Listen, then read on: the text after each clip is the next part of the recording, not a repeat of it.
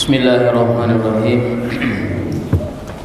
Assalamualaikum warahmatullahi wabarakatuh. Innal hamdalillah nahmaduhu wa nasta'inuhu wa nastaghfiruh wa nastahdihi wa na'udzu billahi min shururi anfusina wa min sayyiati a'malina. May yahdihillahu fala mudilla lahu wa may yudlilhu fala hadiya lahu. Asyhadu an la ilaha illallah wahdahu la syarika lah wa asyhadu anna Muhammadan 'abduhu wa rasuluh. Allahumma shalli 'ala Muhammad wa 'ala ali Muhammad. Hadirin jemaah Masjid Markas Tauhid Al-Basam yang mudah-mudahan dirahmati Allah Subhanahu wa taala. Alhamdulillah pada hari ini kita melaksanakan saum Ramadan hari yang kelima. Mudah-mudahan Allah Subhanahu wa taala menyempurnakan saum kita, juga memberikan kepada kita semua kemudahan dalam menjalankan ibadah selama bulan Ramadan ini. Amin ya Allah ya rabbal alamin. Hadirin rahimakumullah, pada siang hari ini seperti biasa kita melaksanakan kajian walaupun dalam keadaan ngantuk ya, perut kita perih, asam lambung naik ya, semuanya ada, pusing, kepala, migrain dan yang lain itu semuanya ada. Mudah-mudahan Allah Subhanahu wa taala melipat gandakan ujur pahala saum kita, atau juga melipat gandakan pahala kita dalam mendengarkan ta'lim siang hari ini. Hadirin rahimakumullah, insyaallah pada hari ini kita akan membahas masih tentang bab saum, hadis yang keempat atau hadis yang ke-1218 dari susunan kitab Riyadhus Shalihin. Pada hadis yang pertama kita sudah mendengarkan bagaimana Allah Subhanahu wa taala melipat gandakan ya. Jadi bab ini membicarakan tentang apa? Tentang fadl saum, keutamaan saum. Sebenarnya tidak hanya saum Ramadan, tapi di dalamnya itu saum apapun itu secara umum gitu ya. Jadi dari awal bab ini Allah Subhanahu wa taala melalui lisan Rasulnya menyampaikan kepada kita bagaimana keutamaan saum itu, terutama saum Ramadan ya. Hadis yang pertama, bagaimana Rasul menjelaskan kepada kita bahwasanya saum itu adalah khusus untuk Allah Subhanahu wa taala dan Allah langsung yang akan membalasnya. Hadis yang kedua juga dijelaskan bahwasanya nanti di surga itu ada beberapa pintu ya, dan orang yang gemar melaksanakan saum, terutama saum Ramadan, akan dipanggil oleh pintu apa? Ahmad, Zahir, pintu apa? Ngobrol. Hah? Pintu kelas 7B. Pintu apa? Pintu Ar-Rayyan. Sahih. Bukan pintu kelas ya, pintu Ar-Rayyan. Sudah melihat belum? Sudah pernah melihat pintu Ar-Rayyan belum? Belum. Ustaz juga sama ya, belum pernah. Nah itu hadis yang kedua. Hadis yang ketiganya sama gitu ya, hampir sama, bahwasanya bagi orang yang gemar saum, yang melaksanakan saum Ramadan, insyaallah akan dipanggil oleh pintu Ar-Rayyan, yadkhulu minhu as-shaimuna yaumal qiyamah insyaallah. Nah, kemudian hadis yang keempat sekarang, wa an Abi Sa'id Al-Khudri qala al-mu'allif rahimahullahu taala wa nafa'ana bi ulumihi amin.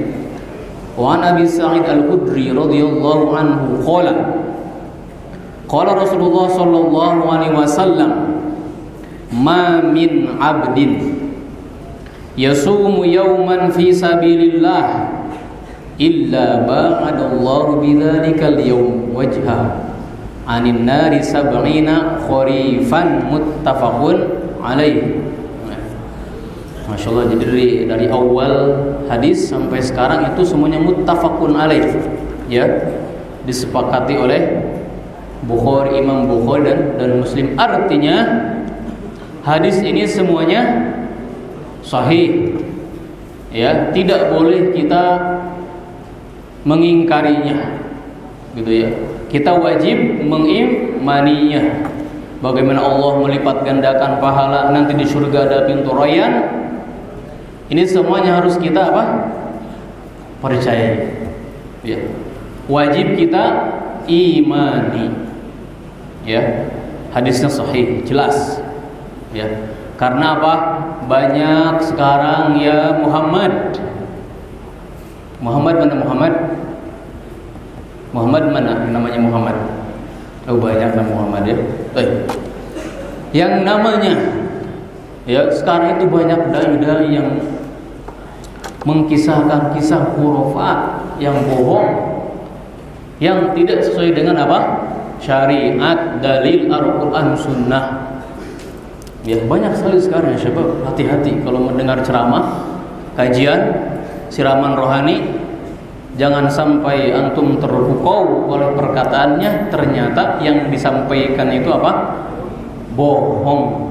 Siapa saja yang minum kopi maka tidak akan tersentuh api neraka.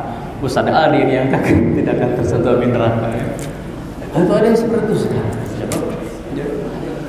Siapa saja yang sering minum kopi tidak akan tersentuh api neraka. Ya, seperti itu sekarang itu. Siapa saja yang memakai jubah Habib ini tidak akan tersentuh neraka. Kayaknya mana? Antum harus apa? Harus tahu dalilnya, asal usulnya dari mana perkataan itu. Ya, sekarang sepertinya tidak ada bodoh makzur, jahil makzur itu. Sekarang tinggal searching aja. Hadis tentang kopi, wah semuanya mau palsu ternyata, gitu ya. Sekarang tinggal googling saja banyak. Ya. Nah, tapi harus kredibel ya situsnya. Nah, dalam hadis ini ya yang disampaikan Rasulullah SAW wajib kita percaya, ya, karena hadisnya apa? Sahih, walaupun ahad, tapi ini hadis hasan ahad. Sebaliknya ada juga orang yang tidak percaya dengan apa? Nikmat surga, siksa neraka. Ada juga yang tidak percaya memang ya. Dunia ini hanya sementara dan kita akan mati, setelah itu tidak akan ada apa-apa lagi. Tidak akan ada kehidupan lagi. Nah, itu namanya apa? Kaum dahriyah. Kaum dahriyah adalah orang yang tidak percaya alam gaib, terutama yaumil qiyamah. Nah, kalau sallallahu alaihi wasallam, hadis ini dari Abi Sa'id Al-Khudri radhiyallahu anhu. Ma min 'abdin, siapa saja yang ia merupakan seorang hamba. Apa itu abd? Farel, abd mana Farel? Apa itu abd? Abd itu asalnya hamba sahaya ini. Secara khusus, secara umum abd itu adalah hamba. Kita hamba bukan? Nah, hamba Allah Subhanahu wa taala.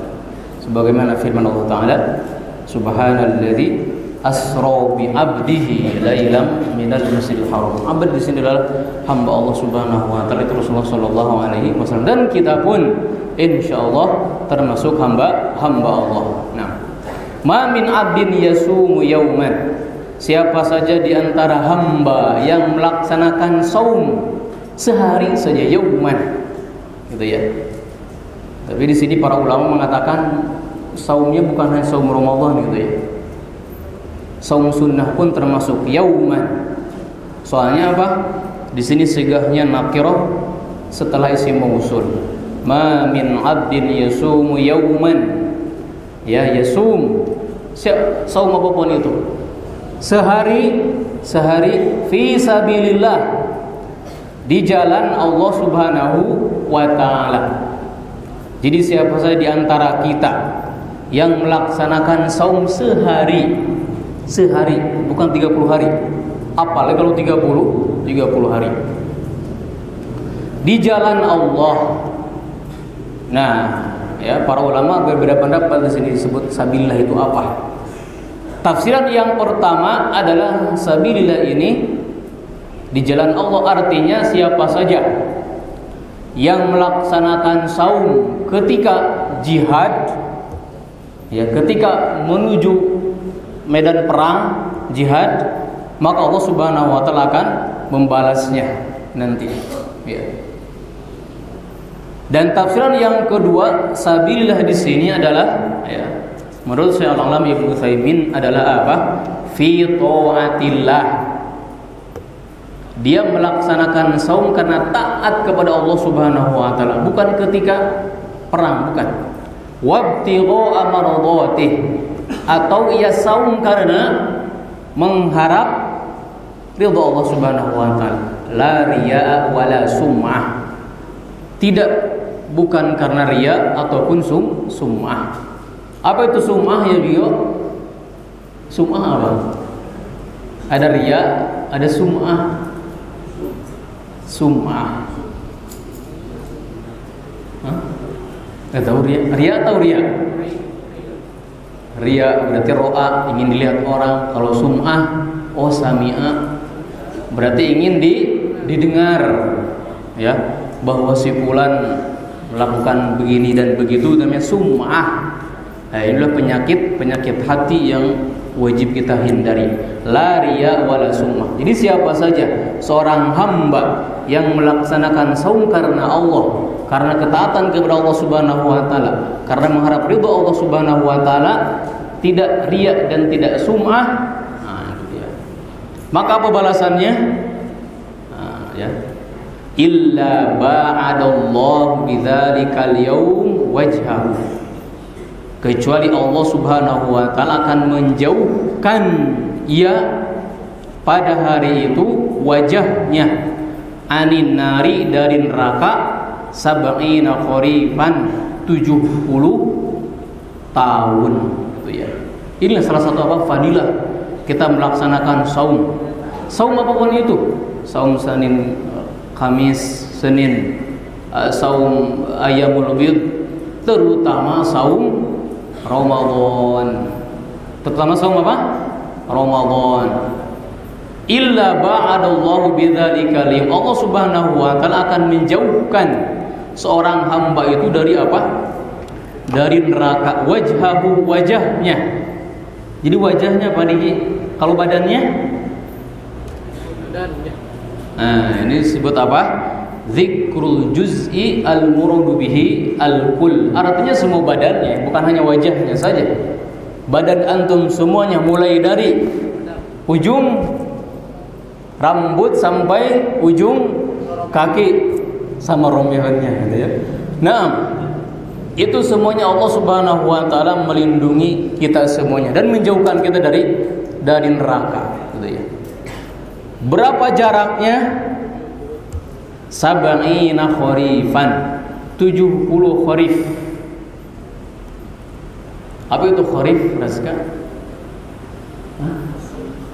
Faslu kharif, faslu syita, faslu apa lagi? Soib, syita, kharif, robi. Kalau kharif apa? Hah? Faslu kharif apa? Hah? Sebab apa? Gugur. Kharif musim apa? Enggak ada di kita banyak. Hah? Kalau robi? Hah? Nah, robi, semi, kharif, gugur atau kebal, gitu ya. Nah, atau kharif. Pada asalnya itu maknanya, ya, faslul kharif, musim gugur, gitu ya. Tapi Arab begitulah mengitlakan. Artinya di sinilah tahun. Ya, jadi 70 tahun. Perjalanan 70 tahun. Badan kita, jasad kita akan dijauhkan oleh Allah dari api neraka. Jaraknya 70 tahun perjalanan. 70 tahun perjalanan dari sini kemana ya Ukasha? Perjalanan 70 tahun dari sini sampai mana? Sampai Mekah aja. Karena sudah ada orang yang jalan kaki ke Mekah. Berapa bulan? Berapa tahun? 7 sampai 8 bulan saja dari sini ke Mekah. Pakai sepeda, goes. Ya. Para kuat. Goes ke Mekah 7 bulan. Terus goes gitu ya. Tapi cuma 7 bulan itu. Ini 70 tahun. Mungkin keliling dunia gitu kelilingnya, wallahu alam sampai mana. 70 tahun kalau menurut lafadznya 70 tahun. Tapi para ulama sepakat atau jumhur ulama mengatakan sab'ina di sini adalah isti'arah tadullu ala nihayatul ghayah. Saking jauhnya gitu, bukan 70 tahun saja, mungkin bisa 80 tahun, bisa 100 tahun gitu Pak ya. Sebagaimana yang sudah dijelaskan berkali-kali dalam istilah Arab yang 7 itu apa? Lil kathrah, untuk menunjukkan banyak. Harta si fulan tidak akan habis 7 turunan. Bukan akan habis setelah 7 turunan, bukan. Artinya saking banyaknya tidak tahu sampai kapan habis hartanya itu. Ini juga yang dimaksud dengan sab'ina khurif, sampai saking jauhnya. Hanya Allah yang mengetahuinya. Intinya ini merupakan apa? Keutamaan bagi orang yang saum, insyaallah akan Allah jauhkan darinya, dari wajahnya, dari api neraka. Jaraknya berapa tahun? 70 tahun ya.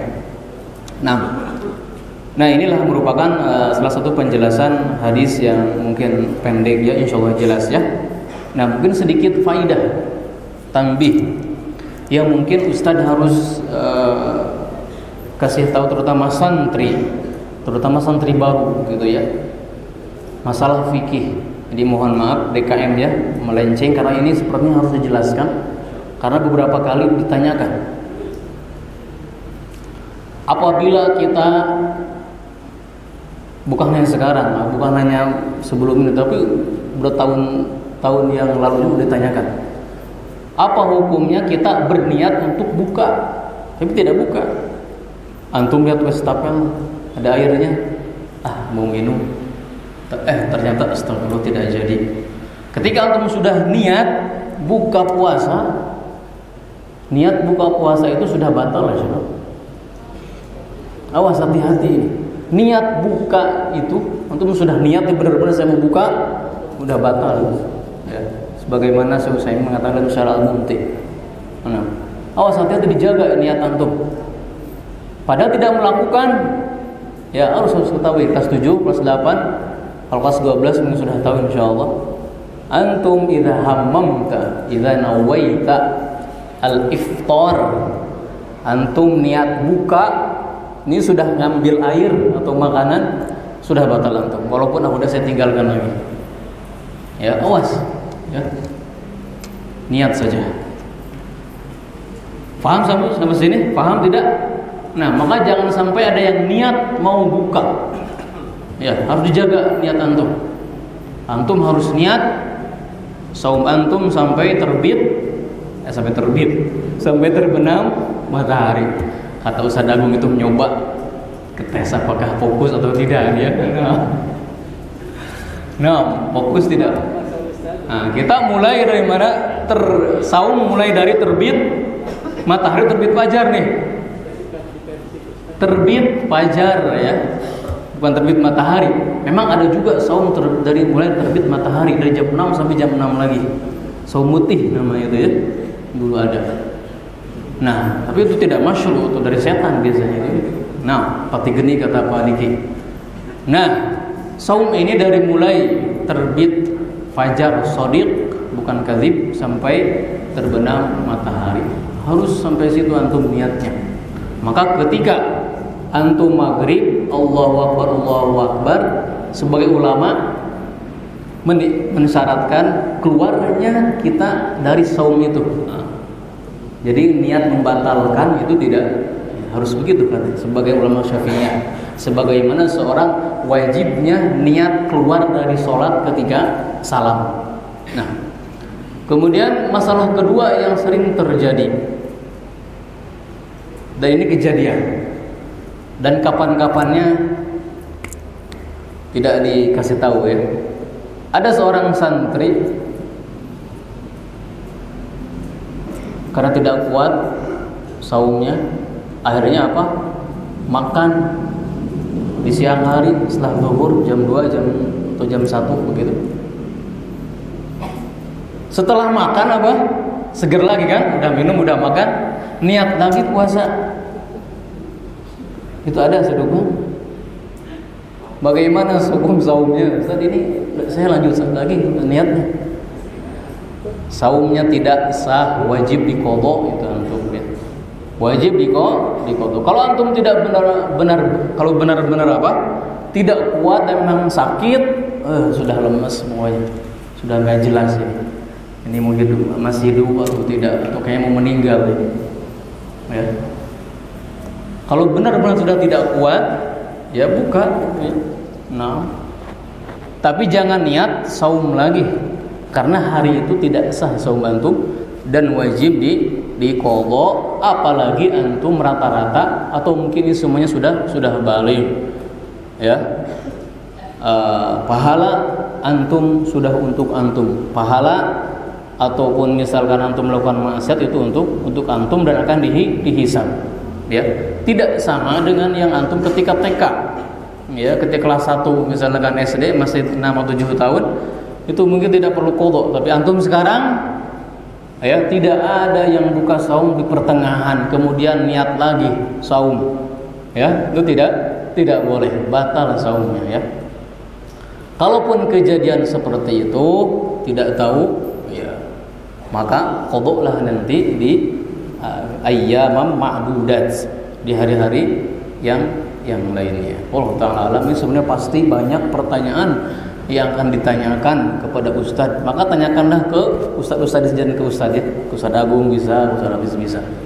Pasti ini masalah saum itu sangat banyak sekali ya.